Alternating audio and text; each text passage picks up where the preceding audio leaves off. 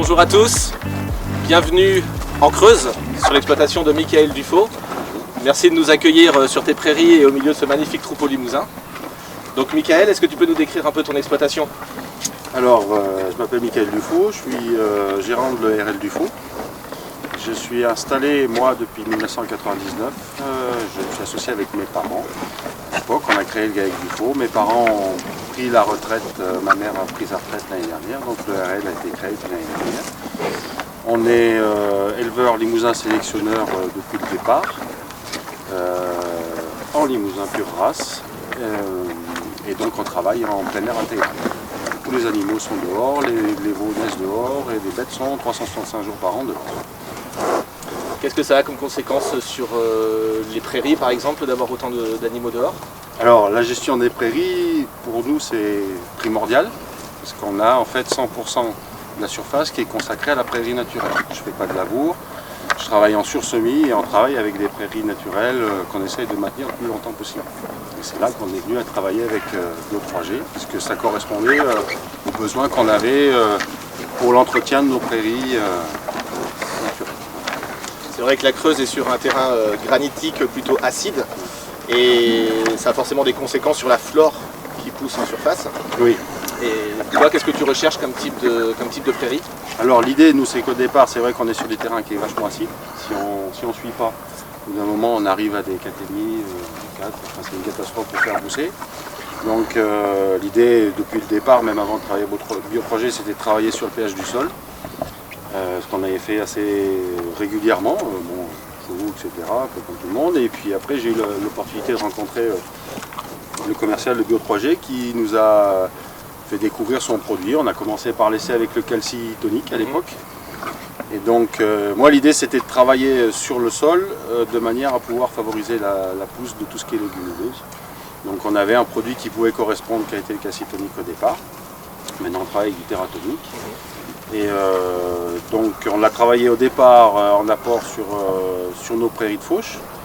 Et là ça fait quelques années maintenant où je l'apporte plus sur les pâtures parce que je me suis rendu compte qu'il fallait vraiment travailler au niveau de la pâture, pas uniquement au niveau des prairies de fauche pour pouvoir avoir le maximum de légumineuses qui viennent pour les animaux toute l'année.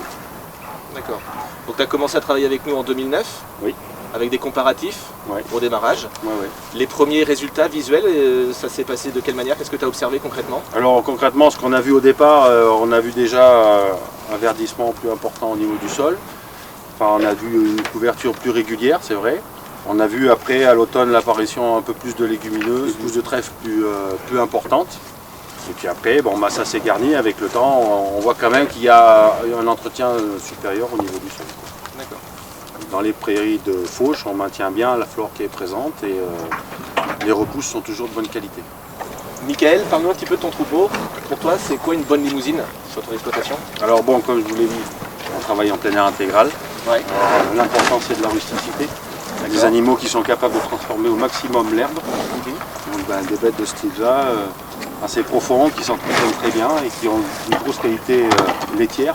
De manière à amener les veaux au maximum avec la production d'herbe qu'on peut avoir. Nous, la base de la production, c'est l'herbe. Après, bien sûr, on a une complémentation au niveau des jeunes veaux sous la mer, mais le maximum de protéines pour nous doit être apporté par l'herbe. D'accord. Donc la production de protéines dans le fourrage est préalable. C'est primordial. D'accord. Je vois que certains ont des boucles vertes. Oui. Qu'est-ce que c'est? Alors, on travaille depuis 2006 sur des animaux sans cornes. Par exemple, ici, on en est une. Génétique, qui est naturellement sans cornes, par croisement, on l'a obtenu. Okay.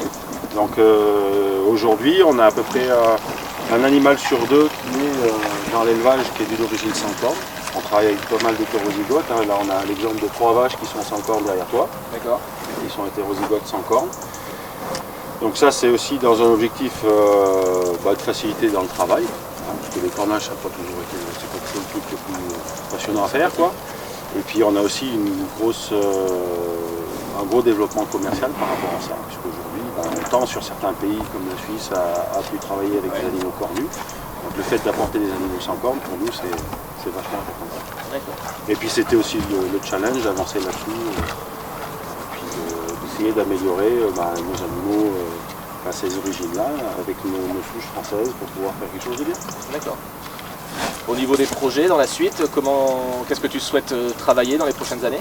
Bah là, au niveau toujours avancer dans notre génétique avec les animaux, toujours continuer, pour en revenir à ce qu'on fait avec Bio3G, à avancer au maximum sur le travail de la qualité du fourrage, et puis être le plus autonome possible en protéines par rapport à ça. D'accord, Là, moi, l'idée c'est de, comme je vais décharger en nombre d'animaux, parce que maintenant je suis seul, c'est un peu plus difficile qu'avant de suivre 150 vélages.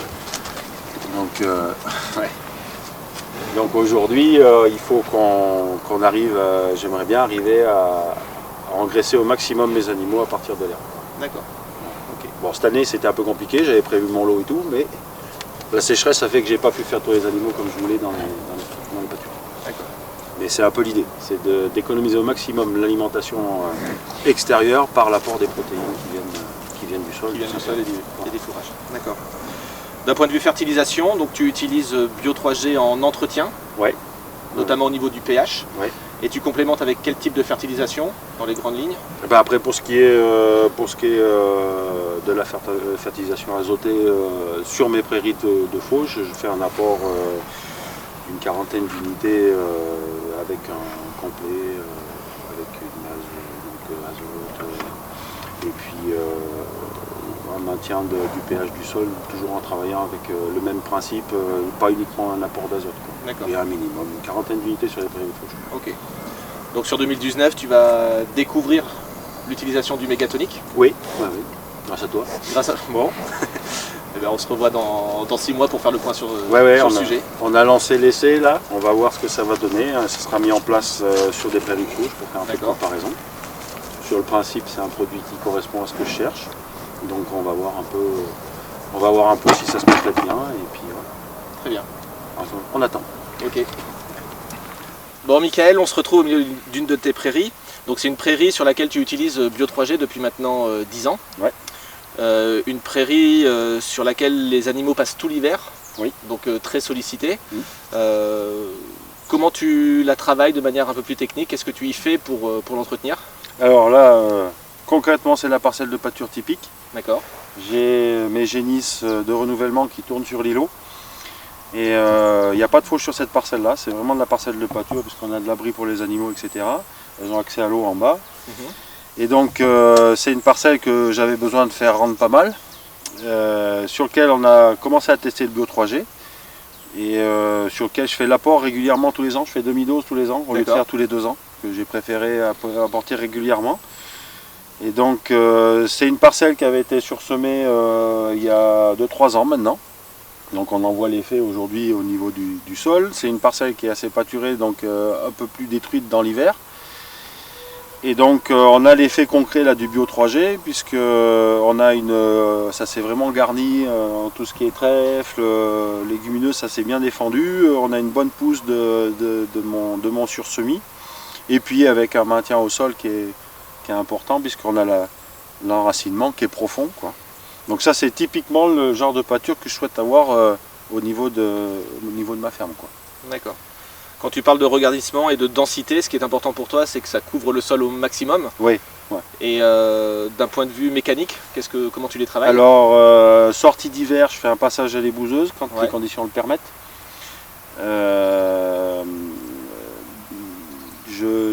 Alors quand je fais du sursemis après l'ébouseuse, je fais un passage avec un distributeur en fait c'est des micro-granulés de lame que j'ai adapté à l'avant de mon tracteur avec un passage de rouleau.